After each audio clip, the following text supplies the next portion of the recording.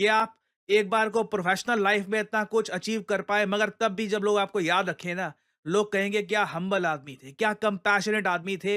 He was an extra ordinary human being, ये मोदी जी ने लिखा है। और मैं आपको बता दूं, मोदी जी बहुत रेयरली ऐसी लैंग्वेज यूज करते हैं। एज ए इंसान एक अच्छे अच्छे इंसान और जिंदगी गुजार उनका भाई साहब मैं कहता हूँ कि हिंदुस्तान की हिस्ट्री में ना वो सुनहरे लफ्जों से नाम याद रखा जाएगा। जो भी एक इंडिया का बंदा है ना, उन्होंने एक खुलकर उनके बारे में लिखा है। उनको बहुत ज़्यादा दुख भी लग रहा है। उसका रीज़न यही है कि जैसे वो उन्होंने अपने देश को सबसे आगे रखा है, या एक आम इंसान की तरह एक नमस्कार, वेलकम टू स्टडी IQ। मैं हूं Prashant Dhawan. India's legend Ratan Tata has passed away. देखिए, आज के समय हर एक इंडियन दुखी है, क्योंकि देखो यहाँ पे आपको समझना होगा, हमें एक बार को पता था कि एक ना एक दिन ये दुर्भाग्यपूर्ण दिन देखना होगा, मगर हम सब में से कोई तैयार नहीं था। हम सब लोगों ने सारी उम्र रतन टाटा को देखा है कि किस तरीके से इन्होंने इंडियन इंडस्ट्री को लीड किया है, भारत की इंडस्ट्री में, ओवरऑल इंडस्ट्री में इतना कंट्रीब्यूशन दिया है। हम सब लोगों ने इनसे प्रेरणा ली है, मगर अब ये जा चुके हैं। और इनके बारे में आज के समय क्या क्या कहा जा रहा है। इंडिया ने देश की चमक खो दी है, इंडिया के टाइटन ये जा चुके हैं। रतन टाटा कोहिनूर थे भारत के। भारत आज के समय अपने कोहिनूर को अलविदा कह रहा है। ऐसी बातें देखिए, मैं आपको बता दूं, बहुत कम लोगों के बारे में कही जाती है। Ratan Tata was the man with no haters. और रतन टाटा का जो जीवन है, ये मैं आपको बता दूं, आने वाले कई दशकों तक, परहैप्स कई सदियों तक, बहुत सारे इंडियन इंडस्ट्रियलिस्ट और इवन मैं कहूंगा बाकी इंडियंस जो अलग फॉर्म्स ऑफ लाइफ में हैं, सबको प्रेरित करता रहेगा। और आप एक बात नोट करिएगा, आज से कुछ दिन पहले ही ये रिपोर्ट्स आ रही थी कि रतन टाटा की तबीयत खराब है। मुंबई का जो ब्रीच कैंडी हॉस्पिटल है, वहां पे ये एडमिट है ना। जैसे ही ये रिपोर्ट आई ना कि इनकी तबीयत खराब है, कुछ यहाँ पे हो ना जाए, रतन टाटा ने एक ट्वीट करी कि मेरे बारे में आप चिंता मत करिए। और literally as a humble human being, जो नहीं चाहता था कि उनके बारे में सोचकर कोई चिंता करे, इन्होंने ये कहा कि thank you for thinking of me, there is no cause of concern, आप लोग चिंता मत करिए ना। ये इनकी आखिरी ट्वीट थी, क्योंकि 2 दिन बाद ही अचानक से बिकॉज ऑफ ओल्ड एज इनकी तबीयत बहुत ज़्यादा खराब हो गई और मुंबई के ब्रीच कैंडी हॉस्पिटल में इनकी डेथ हो जाती है। और रतन टाटा साहब का जो ये 86 ईयर्स का जीवन था ना, इसमें इन्होंने इतना कुछ अकॉम्प्लिश किया, इतना कुछ देखा है कि आज के समय जो भी इनके बारे में लिख रहा है, जो भी ट्रिब्यूट्स इनके बारे में लिख रहा है, वो इनकी जर्नी को भी मेंशन कर रहा है। फॉर एग्जांपल, देश के प्रधानमंत्री ने इनके बारे में जब ये ट्वीट लिखी, उन्होंने ये कहा कि Shri Ratan Tata ji was a visionary business leader, a compassionate soul. देखिए, ये इनके बारे में सब लोग कह रहे हैं, business leader, obviously he was one of a kind. मतलब आप अगर एक बार को मैं आपसे एक सवाल पूछूं ना, भारत का मोस्ट वैल्यूएबल ब्रांड 2024 में क्या था, तो आपको पता है सही आंसर क्या है? सही आंसर यहाँ पे है टाटा। और पिछले कई सालों से लगातार आप अगर देखो, तो जब भी रिपोर्ट्स पब्लिश होती है, जब भी रिसर्च होती है कि इंडिया में देखिए ब्रांड्स की कमी नहीं है, रिलायंस, महिंद्रा, बहुत सारे ब्रांड्स हैं इंडिया में, इन्फोसिस है, मेजर ग्रुप्स आज के समय खड़े हो चुके हैं। मगर इंडिया के मोस्ट वैल्यूएबल ब्रांड की अगर हम बात करें, तो वो आज भी टाटा है। और इस ब्रांड को बनाने में मैं कहूंगा दो लोगों का क्रिटिकल रोल रहा है। एक तो जमशेदजी टाटा, जिन्होंने टाटा ग्रुप को फाउंड किया था, और उनके पोते रतन टाटा। इन दोनों का मैं कहूंगा सबसे बड़ा कंट्रीब्यूशन रहा है in making Tata India's most valuable brand. और इंडियाज मोस्ट वैल्यूएबल ब्रांड ये लोग ऐसे ही नहीं बने। आप अगर कोई भी सेक्टर देख लीजिए, वहां पे आपको Tata state of the art services provide करता हुआ दिखेगा। डिफेंस में आप देख लीजिए, टाटा एडवांस सिस्टम आपको मिलेगा। ग्लोबल ट्रेडिंग में टाटा इंटरनेशनल ग्रुप है। आईटी में टीसीएस, इंडिया की लीडिंग आईटी कंपनी। उसके अलावा टाटा स्टील, वोल्टास, कई ब्रांड्स हैं, लोगों को पता भी नहीं है कि ये एक्चुअली टाटा ग्रुप के अंडर आते हैं। कई इंटरनेशनल ब्रांड्स हैं, जैगुआर, उसके अलावा trend, Tata capital, air India, Vistara, Tata communications, एक ह्यूमंगस ग्रुप है। और हर जगह आप देखोगे टाटा ग्रुप ने state of the art service deliver करी है। और इसके पीछे देखिए क्रिटिकल रोल मैं यहां पर इसलिए कहूंगा दो लोगों का है।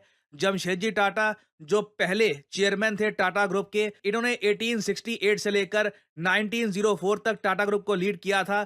और फिर यहाँ पे आप देखेंगे रतन टाटा, इन्होंने 1991 से लेकर 2012 तक टाटा ग्रुप को लीड किया था। बीच में जब साइरस मिस्त्री की कंट्रोवर्सी हो गई थी, उसके बाद जब ये सारे मिस्त्री पीछे हटे, तब वापस रतन टाटा ने 1 साल के लिए फिर से टाटा ग्रुप को लीड किया था। यहाँ पर भी मैं कहूँगा इनका क्रिटिकल रोल था टाटा ग्रुप को सही दिशा में ले जाने में। और आप अगर टाटा ग्रुप की सारी 26 पब्लिकली लिस्टेड कंपनी, मैं प्राइवेट कंपनीज की बात नहीं कर रहा, जो इनकी पब्लिकली लिस्टेड कंपनीज हैं, सबका कंबाइंड मार्केट कैपिटलाइजेशन देखो तो अमाउंट आपको मिलेगा 365 बिलियन यूएस डॉलर्स। ये कई कंट्रीज की नॉमिनल जीडीपी से भी बहुत ज्यादा बड़ा अमाउंट है।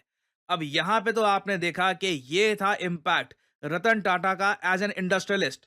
नाउ अब आप समझ सकते हैं कि कितनी बड़ी बात है कि एक तरफ तो आप इतने बड़े इंडस्ट्रियलिस्ट हो, आपने इतने बड़े ग्रुप को लीड किया हो, मगर तब भी जब आपका निधन होता है ना, तो लोग लिखते हैं he was a compassionate soul. और ये लाइफ में मैं आपको बता दूं अकॉम्प्लिश कर पाना बहुत ही मुश्किल होता है कि आप एक बार को प्रोफेशनल लाइफ में इतना कुछ अचीव कर पाए, मगर तब भी जब लोग आपको याद रखें ना, लोग कहेंगे क्या हम्बल आदमी थे, क्या कंपैशनेट आदमी थे, he was an extra ordinary human being. ये मोदी जी ने लिखा है। और मैं आपको बता दूं, मोदी जी बहुत रेयरली ऐसी लैंग्वेज यूज करते हैं किसी के निधन पर। He provided stable leadership to one of India's oldest and most prestigious business houses, जैसे मैंने आपको बताया। मगर तब भी जो लास्ट लाइंस हैं मोदी जी ने जो इनके बारे में लिखी है, ये है कि he endeared himself to several people thanks to his humility. ये सब लोग बोलेंगे humble human being, kindness, kind human being and unwavering commitment to making our society better. देखिए इसका रीजन मैं आपको बता देता हूं। रतन टाटा ने अपने लाइफ टाइम में बिलियन डॉलर से भी ऊपर डोनेट कर दिए थे चैरिटी में। टोटल अगर मैं कहूं तो 9,000 से लेकर 10,000 करोड़ रुपए इन्होंने डोनेट कर दिए। अपनी इनकम का ही ये 60 to 70% डोनेट कर चुके हैं। उसके अलावा आप एक बार को सोच कर देखिए, जब टाटा ग्रुप सिर्फ 5 बिलियन डॉलर्स पे था ना, अंडर रतन टाटा ये 5 बिलियन डॉलर से 100 बिलियन डॉलर्स तक गया। मगर तब भी रतन टाटा ने जो अपनी ह्यूमिलिटी है ये कभी नहीं खोई। और आज भी गूगल के जो सीईओ है सुंदर पिचाई, जब रतन टाटा के बारे में लिखते हैं, वो ये कहते हैं कि मेरी आखिरी मीटिंग हुई थी रतन टाटा से एट गूगल, हमने बातचीत करी थी अबाउट हिज विजन। और इनके बारे में एक लाइन यहाँ पर नोट करना, he deeply cared about making India better. Even though मैं ये कहूंगा as an industrialist he was phenomenal. आपके सामने हैं इनके रिजल्ट्स। टाटा ग्रुप में शायद ही आपको कोई ऐसा चेयरमैन मिलेगा जिनका इम्पैक्ट इतना बड़ा रहा हो कि 5 बिलियन से लेकर सीधा 100 बिलियन तक ले जाए एक ग्रुप को। But at the same time यहाँ पे आपको ये भी देखना होगा, कभी भी इनमें एरोगेंस नहीं आई। इनमें ये नहीं आया कि अब तो मैंने इतना बड़ा काम कर दिया, 100 बिलियन तक पहुंचा दिया ग्रुप को, मैं तो बंगले में रहूंगा, महल में रहूंगा। कुछ भी नहीं। रतन टाटा जिस घर में रहते थे ना, उसकी वैल्यू बताया जाता है 175 करोड़ के आसपास की थी ना। मैं आपको ये बता दूं, जो इनका कंट्रीब्यूशन रहा है टाटा ग्रुप में, जो इनकी खुद की नेटवर्थ थी, ये आराम से ये भी चाहते ना तो मल्टी मिलियन, कई आप कह लीजिए 1,000-2,000 करोड़ का कोई आलीशान घर बनाकर ये रह सकते थे। मगर ही वॉज अ हम्बल मैन। आपने कभी देखा नहीं होगा कि कोई बहुत बड़ी पार्टी कर रहे हैं या कुछ बहुत बड़े सेलिब्रिटीज के साथ हैं। बहुत ह्यूमिलिटी के साथ इन्होंने अपना जीवन बिताया है। और इसलिए आज के समय every Indian is remembering him. और जब मैं कहता हूं एवरी इंडियन, तो I literally mean every Indian. President of India से लेकर defence minister, leader of opposition, हर कोई आज के समय, स्टेट के जो चीफ मिनिस्टर्स हैं वेरियस, सब लोग आज के समय यही कह रहे हैं कि his demise will be an irreparable loss for Indian business world and society. और आप अगर रतन टाटा की पर्सनल लाइफ भी देखो ना, तो बहुत ज्यादा ऑनेस्ट इंसान थे। जो ये ओपनली अपने इमोशंस एक्सप्रेस कर पाते थे ना, उससे भी साफ लगता था कि कहीं पे भी ना इनमें घमंड नहीं है कि दुनिया के सामने मुझे मुखौटा पहनना है कि नहीं मैं तो रतन टाटा हूँ, I have to be this way. जब इनसे पूछा गया कि आपकी शादी नहीं हुई, डू यू फील लोनली, इन्होंने ओपनली बोला कि हाँ, there are many times I feel lonely. काफी बार अकेलापन मैंने महसूस किया कि मेरी वाइफ नहीं है, मेरी फैमिली नहीं है। ये चाहते थे, इनको जो फ्रीडम इनको मिली लाइफ में, इन्होंने उसको भी एंजॉय किया है कि इनके पास ये फ्रीडम है कि इनको किसी की चिंता नहीं करनी पड़ती, एक फैमिली की चिंता नहीं करनी पड़ती। But at the same time he did feel a little lonely. और इनकी स्टोरी जो है ये भी कमाल की है। 1962 इंडिया चाइना वॉर की वजह से इनकी शादी होते होते रह गई। जब ये यूएस में पढ़ रहे थे, उस वक्त ही फेल इन लव, एक अमेरिकन महिला थी, उनसे इनकी शादी होने ही वाली थी। मगर अचानक से जब इंडिया चाइना वॉर आ जाती है तो यूएस में आप समझ लीजिए रिपोर्टिंग ऐसे हो रही थी कि बस चाइना आक्रमण कर देगा इंडिया पे, इंडिया को कब्जा लेगा, कुछ बहुत ही बड़ा इवेंट हो रहा है। और उस महिला के परिवार ने ये डिसाइड किया कि नहीं, हमारे लिए सही नहीं होगा कि हमारी बेटी इंडिया जाए, अभी तो वॉर भी चल रही है वहां पर।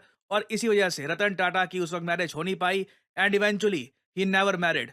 मगर आज के समय पूरा भारत इनको याद कर रहा है as our own family member. Ratan Tata ने बिल्कुल शादी नहीं करी, इनके बच्चे नहीं थे, मगर कई लोग हैं भारत में जो इन्हें एज ए फादर फिगर देखते होंगे, इनसे इंस्पिरेशन लेते होंगे एंड ये इंस्पायर करते रहेंगे इंडियन इंडस्ट्री को for a very very long time. The legend of India Ratan Tata, there will never be another one like him. Now finally आप लोगों से एक सवाल पूछूंगा इनकी लाइफ के बारे में, कमेंट सेक्शन में करिएगा उत्तर। क्वेश्चन यहाँ पर ये है कि रतन टाटा साहब का जन्म कहाँ हुआ था। ये हैं यहाँ पे आपकी ऑप्शंस: दिल्ली, चेन्नई, न्यूयॉर्क या फिर मुंबई। कमेंट सेक्शन में करिए उत्तर। जो लोग देंगे सही आंसर उनकी कमेंट को मैं हार्ट दे दूंगा ताकि बाकी लोग समझ पाएं कि सही उत्तर क्या है। रतन टाटा भाई साहब, इसमें कोई दूरी राय नहीं भाई साहब, हमने भी उनकी वीडियो देखी है। हिंदुस्तान का बहुत बड़ा एसेट थे और वो इस दुनिया में नहीं रहे। गरीब को यतीमों का सहारा थे। आगे पता नहीं उनकी कंपनियां या जो भी उनका एहसासे हैं ये वो किस तरह चलेंगे, किस तरफ जाएंगे। वो तो गवर्नमेंट लेकिन जो उन्होंने अपने 86 साल का जो करियर था या जितनी उनकी उम्र थी, उन्होंने एक ना शानदार उम्र गुजारी है और इंसानियत की भलाई के लिए। एज ए इंसान, एक अच्छे अच्छे इंसान और से मिलकर। उनका भाई साहब मैं कहता हूँ हिंदुस्तान की हिस्ट्री में ना वो सुनहरे लफ्जों से नाम याद रखा जाएगा, बिल्कुल। क्योंकि जो उनका कंट्रीब्यूशन है ना कंट्री के लिए वो बहुत ज्यादा है। वो कभी बुलाए नहीं बुलाया जा सकता। कभी बुलाए जो फैमिलियां इसकी मतलब जो कमाते थे, इससे चल रही थी पूरे हिंदुस्तान में चल रही थी। तारक साहब अभी भी चलेंगे, चलेंगी, तो नहीं हो जाएगी। लेकिन एक उनका साबित जैसे वालद का सहारा चला गया। आप कह सकते हैं तारक भाई 30 साल की उम्र मैंने इसका एक स्टेटमेंट आई थी कि मैं ना बड़ा अपसेट रहता था, मतलब मेरे पास सारा कुछ था लेकिन सुकून नहीं था। बहुत एक सैड न्यूज़ थी और रात को भी काफ़ी ज़्यादा ना एक दम से जब न्यूज़ आई तो तब काफ़ी ज़्यादा ना एक दुख भी लग रहा था, क्योंकि उनकी लाइफ को लेकर देखा जाए ना तो उनकी लाइफ में जो उन्होंने काम किया है ना उसको ही हमेशा याद रखा जाएगा। या जैसे अब उनकी तारीफ़ की जा रही है, चाहे जो भी एक इंडिया का बंदा है ना उन्होंने एक खुलकर उनके बारे में लिखा है, उनको बहुत ज़्यादा दुख भी लग रहा है। उसका रीज़न यही है कि जैसे वो उन्होंने अपने देश को सबसे आगे रखा है या एक आम इंसान की तरह एक ज़िंदगी गुजारी है ना, उस चीज़ को लेकर काफ़ी ज़्यादा उनके बारे में आपको अच्छी अच्छी बातें सुनने को मिलेंगी। और पूरी दुनिया में जहाँ जो उनको जानते थे ना उन्होंने उनके बारे में ऐसी ही बातें लिखी और बहुत ही यार एक सैड न्यूज़ है। कल रात 11:30 बजे के पास जो है ना मुझे पता चला कि रतन टाटा सर जो हैं वो इस दुनिया में नहीं रहे, और लिटरली देखकर मैं एकदम शॉक्ड हो गया, क्योंकि मुझे नहीं मालूम था उससे पहले कि उनकी तबीयत जो है वो सही नहीं है। हाँ, ये मुझे मालूम था कि भाई उनकी एज जो है वो लगभग 90 के आसपास है, लेकिन वो इतने बीमार हैं ये मुझे नहीं था मालूम। मुझे भी कल न्यूज़ ही मैंने देखी थी लाइक सोशल मीडिया पर। उस टाइम पर वो आईसीयू में थे, मतलब काफ़ी क्रिटिकल कंडीशन थी, लेकिन इस तरह की कोई न्यूज़ नहीं आई थी। बट जब सुबह उठकर इन चीज़ों का पता चला तो बहुत अफसोस हुआ, क्योंकि मैं ये बात बोलूँगी कि जो उनका नाम है वो वाकई में उसी तरह के इंसान बहुत है। ही अफसोसनाक खबर आई है। सुबह से ही मैं अपने कमेंट्स चेक कर रहा था तो हमारे भी व्यूवर्स आके रतन टाटा जी के बारे में बात कर रहे थे, तो उसी टाइम लगा कि हमने मतलब देखना चाहिए क्या हुआ। तो जैसे मैंने फिर चैनल ओपन किया, देखा वीडियो, तो पता चला कि इनकी डेथ हो चुकी है। बिल्कुल जी, हम प्रशांत सर की बात को मैं भी कोट करूंगा। एक कोई नूर हीरा पहले यहाँ से चोरी होकर इंडिया से ले गए थे और दूसरा कोई नूर हीरा आज इंडिया से चला गया है। और कुछ चीजें ऐसी मुझे भी पता नहीं थी जो अब पता चली भाई वीडियो के थ्रू के भाई रतन टाटा जी ने इतना कुछ कहता। हाँ, मैंने भी मतलब काम किया है टीसीएस में, उनके जो कंपनी थी। हाँ, तो मैं मतलब काफी अच्छा लगा था मुझे भी काम करके, और अब मैं थोड़ी दूसरी जॉब में काम कर रहा हूँ, बट फिर भी यार काफी कुछ करा रतन टाटा जी ने। मतलब बताता हूँ, जैसे तुम सोच सकते हो जो क्या कहते हैं ना, मैंने सुना है, आज मैं न्यूज देख रहा था, मैंने सुना था जो इनका शायद ताज होटल है इनका। हाँ, ताज होटल है। ताज होटल है ना, जो स्ट्रीट डॉग्स होते हैं ना, जो मतलब डॉग्स इधर उधर घूम रहे होते हैं, तुम सोचो भाई ताज होटल के लिए 5 कोई, स्टार होटल। हाँ, कोई भी बंदा जाने के लिए तरसता है, अमीर से अमीर। उन्होंने भाई स्ट्रीट डॉग्स के लिए ना वो ओपन रखा है कि उसको कोई भी अगर कुछ कहता है तो भाई उस पर जुर्माना अलग लगेगा और नौकरी से अलग जाएगा। स्ट्रीट डॉग्स के लिए फ्री एंट्री थी वो। पूरा इंडिया मतलब मतलब शोक में होगा। सभी को इस चीज़ का एहसास है कि एक बहुत बड़ा लॉस, बहुत बड़ा लॉस, और इतना बड़ा लॉस कि जिसका रिप्लेसमेंट या जिसको भरपाई, जिसका नेमो बदल हो ही नहीं सकता। इनके दौर में, इनके एरा में, मतलब यूँ समझ लो कि $5 बिलियन से $100 बिलियन तक की कंपनी की वैल्यू चली गई, और मज़ीद कितने और यूनिट खोले और कितने प्रोजेक्ट खोले, मतलब इन्होंने मज़ीद चीज़ों